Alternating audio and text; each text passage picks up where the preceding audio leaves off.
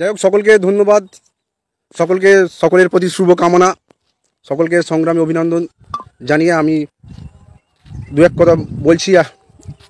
আমাদের যে 1 তারিখে সুপ্রিম কোর্ট যাওয়ার কথা আছে, মধ্যপ্রদেশে যে ইন সার্ভিস মামলা, সেটা নিয়ে প্রথমত আগেও বলেছি, এখনও বলেছিলাম যে আমাদের ঐক্যমঞ্চের কিন্তু প্রথম থেকে স্ট্যান্ড ছিল যে আমরা মধ্যপ্রদেশের যেহেতু এটা বিএডের ইন সার্ভিস কেস, সেখানে আমরা যাব না।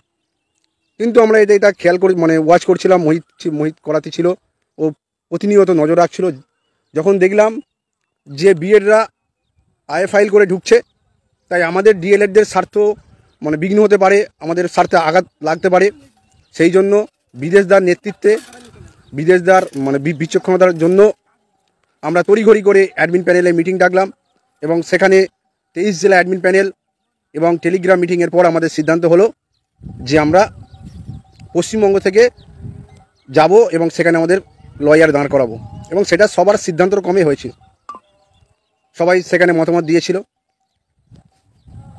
তাই আমরা ফান্ডিংয়ের ব্যাপারে জোর দিয়েছিলাম, কিন্তু আমরা যেভাবে আশা করেছিলাম যে ফান্ডিংটা উঠবে, আমাদের লয়ার বলে দিয়েছিল, যখন লয়ারের সঙ্গে আলোচনা করেছিলাম আমরা, সেখানে বলেছিল যে এই কেসটা 1 তারিখে নাও মিটতে পারে, পরবর্তী একটা ডেট করতে পারে, সেই জন্য আমাদের প্রস্তুত থাকতে হতে বলে দিয়েছিল। তাই যা ফান্ডিং হয়েছে, আশা করছি আমরা প্রথম দিনটা লয়ার দাঁড় করানোর একটা চেষ্টা করছি, কিন্তু সেই যা ফান্ডিং হয়েছে এখনও সেটা পর্যাপ্ত নয়। এখনও বলছি 1 তারিখে লড়াই করার জন্য যে ফান্ডিং হয়েছে এখনও সেটা পর্যাপ্ত নয়, এবং 1 তারিখের পরেও আরেকটা ডেট পড়তে পারে, সেইটা সবাইকে ভাবতে হবে। বিদেশদা বারবার বলেছিল, কালকে দেখেছেন যে কাল কেন, তার আগের দিনও কেউ উনি হাইকোর্টে গিয়েছিল, কাদের সাথে, সবার সাথে। এবং আমি একটা দিদির কথা বলছি, দিদির যার বাড়ি হচ্ছে বাঁকুড়াতে, নাম আমি এখানে বলছি না, তিনি সংসারের টাকা বাঁচিয়ে রেখে আমাদেরকে ফান্ডিং করেছে, সেটা অনেকটাই স্যারদের বাইরে গিয়ে ফান্ডিং করেছে। যখন আমি তাকে ফোন করি, সত্যি আমি আবেগপ্রবণ হয়ে গেছি।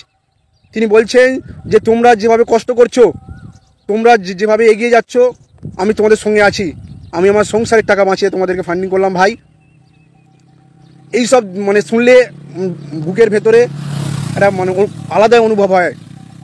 আমরা যে কষ্ট করছি, দিনরাত এক করে 23 জেলা যে কষ্ট করছে, এইসব দিদিদের যে পাশে আছে, এইটাই আমাদের সার্থক। ফান্ডিংয়ের ওপর জোর দিতে হবে, ফান্ডিংটা করো। বিএড নামক বিভীষিকা, আমরা সবাই জানি যে বিএড কতটা পূর্ণ প্রশিক্ষিত ডিএলএডের জন্য ক্ষতিকর। কারণ আমরা যখন 2022 সালে টেট দিয়েছিলাম, সেখানে সেই টেটে উত্তীর্ণ হয়েছে প্রায় 1.5 লাখ হয়েছিল, এবং মহামান্য সুপ্রিম কোর্টের 11ই আগস্টের রায়ে সেখানে প্রায় 1 লাখের মতো বিএড বাদ চলে গেছে। এখনও অফিসিয়ালিভাবে যায়নি, তার জন্য আমাদের এত সংগ্রাম, এখনও এত লড়াই। আমরা চাইছি সুপ্রিম কোর্ট থেকে বিএডদের যে ক্যান্ডিডেট নেচার, বিএডদের যে টেট সার্টিফিকেট, সেইটা বাতিল করব। তার জন্য সবাইকে এগিয়ে আসতে হবে। এটা সবার লড়াই, এটা আমাদের সবার লড়াই। বিএডরা যদি চলে আসে, তাহলে আমরা যে তিল তিল করে স্বপ্ন দেখছি, যে বুকের মধ্যে হাজার যন্ত্রণা, বেকারত্বের কষ্ট, লাঞ্ছনা, সব কিছু সহ্য করে আমরা যে পড়ে আছি একটা আশায়, যে আমরা আগামী দিনে 1 বছর দেরি হলেও আমরা আগামী দিনে স্কুলে যাব, চাকরিটা করব, সমাজে মাথা উঁচু করে দাঁড়াবো, পরিবারের পাশে দাঁড়াবো, এই স্বপ্ন কিন্তু সব ধূলিসাৎ হয়ে যাবে, এই স্বপ্ন কিন্তু মুছে যাবে। তাই যারা এখনও ফান্ডিং করেনি, আশা করি বর্তমান পরিস্থিতিটা বুঝুন। কেন এত হানিয়া, কিসের জন্য? আরে আপনি নিজের চাকরির জন্য ফান্ডিং করছেন, এত টাকা ঘুরতে যান, এখানে সেখানে যান, কত টাকা বাজে খরচা হয়ে যায় আমাদের। আর সেখানে আমি 500 টাকা ফান্ডিং দিয়ে যদি আমার চাকরিটার আরেকটা ধাপ আমি এগিয়ে যাই, তাহলে সেটা নিজের জন্য ভালো, নিজের ফিউচারের জন্য ভালো। এখানে 23 জেলা অ্যাডমিন প্যানেল যেভাবে কাজ করছে, আপনারা ভাবতে পারবেন না। 12টা 1টা পর্যন্ত আমাদের আলোচনা হয়, 1টা পর্যন্ত আমাদের মিটিং হয়। কালকে 1টা পর্যন্ত লিস্ট করেছি, পিডিএফের মেলানো এ থেকে শুরু করে কত কি। আর যারা ফান্ডিং করছেন তাদেরকে বলবো একটু ধৈর্য ধরবেন, আপনার অবশ্যই কেস আপডেট গ্রুপে আপনাকে যুক্ত করে নেবেন। কিন্তু এই যে ফান্ডিং হচ্ছে, ফান্ডিংটা অনেকভাবে যাচাই করা হয়, তারপরে আপনাকে গ্রুপে যুক্ত করা হবে, সেক্ষেত্রে একটু সময় লাগে। তাই যারা ফান্ডিং করেননি তাদেরকে অনুরোধ করছি, আপনারা দয়া করে ফান্ডিংটা আজকের মধ্যে করুন, এই শপথ বাক্য করুন। যদি আপনারা কি চান যে বিএড নামক যে বিভীষিকা, সেটা আমাদের মধ্যে চলে আসুক, নিশ্চয়ই চান না, তবে কেন এরকম করছেন? অবিলম্বে আজকে সামর্থ্য মতো সুপ্রিম কোর্টে যাওয়া হচ্ছে, পরিষ্কার সুপ্রিম কোর্টে যাচ্ছি আমরা, সেই মতো বুঝে আপনারা ফান্ডিংটা করবেন। 100 টাকা মানে 51 টাকা এইভাবে এগুলো ফান্ডিং করবে না। এগুলো সত্যি কথা বলতে গেলে নিজেদের খুব খারাপ লাগে। একটা সুপ্রিম কোর্টে লড়তে গেলে কতটা খরচা হয় সেটা আপনারা নিশ্চয়ই জানেন। আপনাদের অভিজ্ঞ, আপনারা শিক্ষক, হবু শিক্ষক, আপনাদের মানে বোধ বুদ্ধি বিবেক সব কিছু আছে, তাই সেই মতো ফান্ডিং করুন। এখনও বলছি ফান্ডিং কিন্তু প্রথম হিয়ারিংয়ের জন্য পর্যাপ্ত নয়। প্রথম হিয়ারিং হবে, কিন্তু যে পরিমাণ ফান্ডিং দরকার সেটা কিন্তু এখনও পর্যাপ্তভাবে ওঠেনি, যে না এইটা উঠলে আমরা সিকিওর, এই ফান্ডিংটা উঠেছে মানে আমরা প্রথম দিনে হিয়ারিংটা করাতে পারবো। আশা করি প্রথম দিনের হিয়ারিংয়ের টাকা উঠে যাবে, কারণ যার জন্য এতবারে লাইভে আসা, এত লাইভে আসা শুধু ফান্ডিংয়ের জন্য আর সবাইকে বোঝানোর জন্য। অনেকে শীত ঘুম দিচ্ছে, তাদের সেই শীত ঘুম থেকে জাগিয়ে তোলার জন্য লাইভে আসা, মিটিং করা। আর যারা এখনও অবধি আমাদের ভেরিফাইড গ্রুপে যুক্ত হননি, তারা নন ভেরিফাইড গ্রুপে যুক্ত হয়ে নিজেদের ডকুমেন্ট দিয়ে ভেরিফাইড গ্রুপে যুক্ত হন। এবং আমাদের কিউআর কোডটা বিভিন্ন ইউটিউব চ্যানেল আপনার যারা পরিচিত আছে সবাইকে দিয়ে দিন, কারণ এটা আমাদের সবার লড়াই। এখানে কারোর ব্যক্তিগত লড়াই এটা নয়, এটা সবাইকার হকের লড়াই, নিজের পেটের লড়াই, নিজের রুজি রোজগারের লড়াই, নিজের ভবিষ্যতের লড়াই, নিজের স্বপ্নের লড়াই, নিজের বেঁচে থাকার লড়াই, সমাজে মাথা উঁচু করে বাঁচার লড়াই। এখানে কাউকে 1 ইঞ্চি জমি ছাড়া যাবে না। 1 ইঞ্চি জমি ছাড়ার মানে তুমি নিজেকে ব্যর্থভাবে মেনে নিয়েছো। আর যারা ভেড়ে যায় তাদেরকে সমাজ প্রাধান্য দেয় না, তাদেরকে পরিবারও কেউ সম্মান করে না। নিজের কেউ যখন নিজের কাছে হেরে যায় তখন সে মৃত্যুপ্রায় হয়ে যায়। অনেকেই আছে অনেক কষ্ট করেছে, অনেক কষ্ট করে ফান্ডিং দিয়েছে। অনেকেই ফোন করে যে দাদা মাসের শেষ, তবু তোমাদের দিকে তাকিয়ে তোমরা যেভাবে এই কাজ করছো তোমাদের প্রতি তোমাদেরকে ধন্যবাদ জানাই, সম্মান জানাই, তোমরা এগিয়ে যাও, আমরা পাশে আছি। তাদের দিকে তাকিয়ে আমরা এগিয়ে যাই, কারণ আমরা জানি আমাদের দিকে হাজার হাজার ছেলেরা তাকিয়ে আছে, বিদেশদার দিকে তাকিয়ে আছে, ঐক্য মঞ্চের দিকে তাকিয়ে আছে। আর কয়েকজন এসে মানে ইচ্ছাকৃত তারা বিএড, তারা ফেক অ্যাকাউন্ট থেকে নানান ধরনের কমেন্ট করে। আশা করি সবাই বুঝতে পারেন, এই বিষয়ে আমি কিছু বলছি না যে কারা অরিজিনাল আর কারা ফেক, এটা আপনাদের বোঝার ক্ষমতা আছে। তাই অনেক প্রতিবন্ধী ভাইরা তারা মানে ফান্ডিং করেছে, তারা বুঝতে পারছে। আপনারা এখনও যারা মানে শীত ঘুম দিচ্ছেন, পরিষ্কার কথা শীত ঘুম, যারা নিজের বিবেকবোধটা জাগ্রত করতে পারছেন না, যারা ভাবছেন যে ওদের যদি হয়, ওরা যদি 1 তারিখের লয়া দ্বারা আমাদের হবে, এটা শিক্ষক সুলভ আচরণ নয়। এই নিয়ে আপনি শিক্ষকতা করতে পারবেন না, এটা সবার লড়াই। শিক্ষক মনে হচ্ছে যে মানে সবসময় সত্যি কথা বলবে, আদর্শ পথে চলবে। এটা কি আদর্শের পথ যে অপরের ঘাড়ে কাঁঠাল রেখে আমরা খেয়ে নেব? সকলকে বলছি দয়া করে ফান্ডিংটা করুন। আর বারবার বলতে ভালো লাগে না, এখনও আমাদের 1 তারিখে লড়ার মতো, 1 তারিখে সুপ্রিম কোর্টের অ্যাডভোকেট দেওয়ার মতো পর্যাপ্ত ফান্ডিং যেটা প্রয়োজন সেই ফান্ডিং ওঠেনি, তার কাছাকাছি আছি। আশা করি উঠে যাবে, কিন্তু সকলে মিলিয়ে এগিয়ে না এলে কিছুই হবে না। এবং 1 তারিখের পরেও আরও একটা ডেট পড়তে পারে, আমাদের লয়ার স্যার জানিয়েছেন, সেই মতো আমাদের এগিয়ে থাকতে হবে। আপনারা সবাই ঐক্যমঞ্চকে ভরসা করুন, বিদেশ গাজীকে ভরসা করুন, কারণ বিদেশদার যে সংগ্রামের ইতিহাস সেটা অনেক হয়তো জানে না। বিদেশদা প্রত্যন্ত গ্রাম্য থেকে এসছে, শুধু একটা স্বপ্ন দেখে যে একটা চাকরি করে পরিবারের পাশে দাঁড়াবে, কোনো রকমে একটা মেসে থাকে। তাও এই যে 22 স্টেটের আন্দোলনের পাশাপাশি ওনাকে অনেক কিছু কাজ করতে হয়, নিজের হাত খরচের জন্য অনেক কিছু কাজ করে, তবুও উনি সময় দেয়। উনি যে পরিমাণ সময় দেয় আমরা কেউ দিতে পারি না। এও আছে, আরও আছে 23 জেলা অ্যাডমিন প্যানেল থেকে শুরু করে অনেক বোনেরা আছে, অনেক দিদিরা আছে, অনেক মায়েরা আছে, তারা সবাই এগিয়ে আসছে। আর আপনারা শীত ঘুম দিচ্ছেন কেন? আমি আর লাইভটাকে বেশি বাড়াবো না, সকলকে বলছি জেগে উঠুন। আপনি নিশ্চয়ই চাইবেন না যে আপনার কারণে, নিজের কারণে একজন বিএড এসে আপনার চাকরিটা নিয়ে চলে যাক।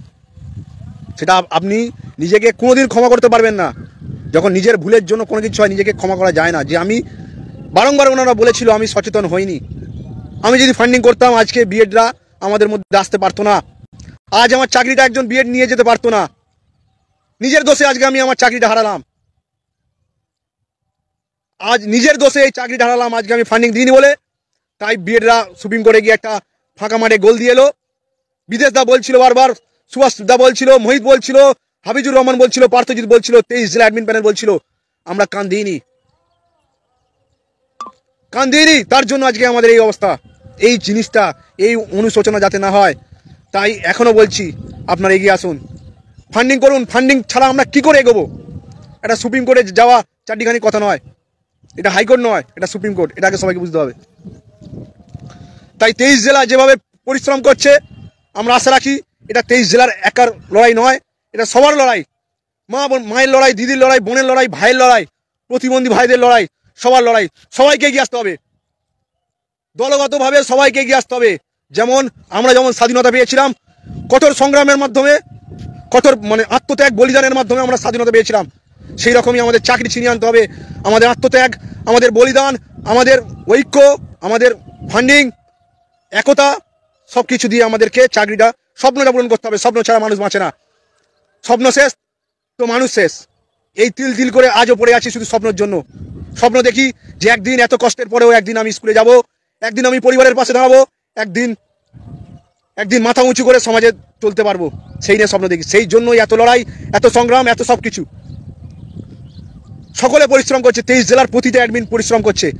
শুধু ফান্ডিংও সবাই, অনেকেই করেছে, যারাই ফান্ডিং করে তারাই করছে। আর কিছু মানুষ, কিছু টেট পাস ক্যান্ডিডেট, তারা স্বার্থন্বেষী, তারা শুধু সুযোগ নিচ্ছে। এইভাবে নেওয়া যাবে না, এইভাবে নেওয়া যাবে না। এটা শিক্ষক সুলভ আচরণ নয়। সকলে ভালো থাকবেন। আমি যদি কোনো ভুল কিছু বলে থাকি, কারোর মানসিক আঘাত দিয়ে থাকি, আমাকে ক্ষমা করবেন। আর ঐক্যমঞ্চকে বিশ্বাস করবেন, ভরসা করবেন, বিদেশ গাজীকে বিশ্বাস করবেন। সকলকে যে কোনো কথা বিচার বুদ্ধি দিয়ে চিন্তা করবেন। একটা কমেন্ট দেখলাম নেগেটিভ, সেটা নিয়ে আমি করলাম। আপনারা সবাই শিক্ষক, অনেক বিএড আছে যে আমাদের পিছনে ডিএলএড দিয়ে ফেক অ্যাকাউন্ট করে আমাদের ফেসবুকে গ্রুপে এসে নানান ধরনের মন্তব্য করে। এখানে আপনারা উত্তর দেবেন, আপনারা উত্তর দেবেন। সাধারণ প্রার্থীরা অনেকে আছে বিদেশ থেকে অশ্লীল ভাষায় কথা বলে, আপনারা উত্তর দেবেন। আপনারা, কারণ বিদেশ দা নিজের জন্য লড়ছে না, আপনাদের জন্য লড়ছে। এটা আপনাদের নৈতিক কর্তব্য।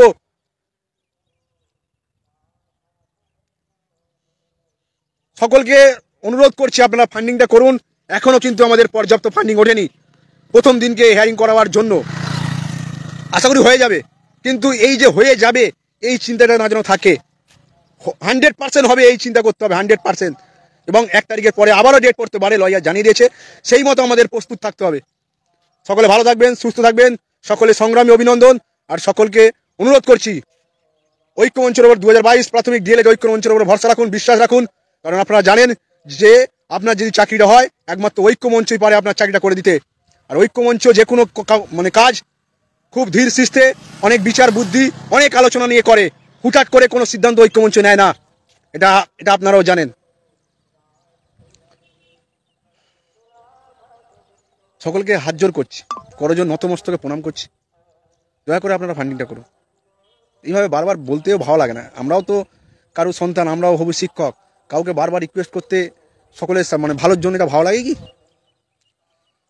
সকলেই আশা করি বুঝবেন। আর আবারও বলছি, আমার এই লাইভে ভাষা ব্যবহার করার জন্য কারোর যদি মনে আঘাত দিয়ে থাকি, আমাকে ক্ষমা করবেন। তাদের কাছে আমি ক্ষমা প্রার্থী। আর যাদের বিবেক বোধ জাগ্রত হয়নি, তাদেরকে অনুরোধ করছি, আপনারা বিবেক বোধ, মনুষ্যত্ব, শিক্ষক যে আদর্শ, সেই আচরণ আপনারা জাগ্রত করুন।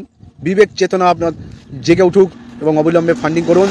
1 তারিখে দেখা হচ্ছে হাইকোর্টে, সুপ্রিম কোর্টে আমাদের থেকে প্রতিনিধি নিশ্চয়ই যাবে। আর সবাই বিদেশ রাজ্যে পরিশ্রম, সেটাকে আপনারা একটু বিবেচনা করুন। উনি যদি এত কিছু করতে পারে, আপনারা কেন এগিয়ে আসবেন না? 23 জেলা অ্যাডমিন প্যানেল যদি এত কিছু করতে পারে, আপনারা কেন এগিয়ে আসবেন না? সবার সঙ্গ প্রয়োজন। সকলে ভালো থাকবেন, সুস্থ থাকবেন, আর ভেঙে পড়বেন না, পজিটিভ থাকবেন। অবশ্যই একদিন আপনি স্কুলে শিক্ষকতা করতে যাবেন। ধন্যবাদ সকলকে, রাখছি। আবারও দেখা হবে পরবর্তী কোনো ক্ষেত্রে।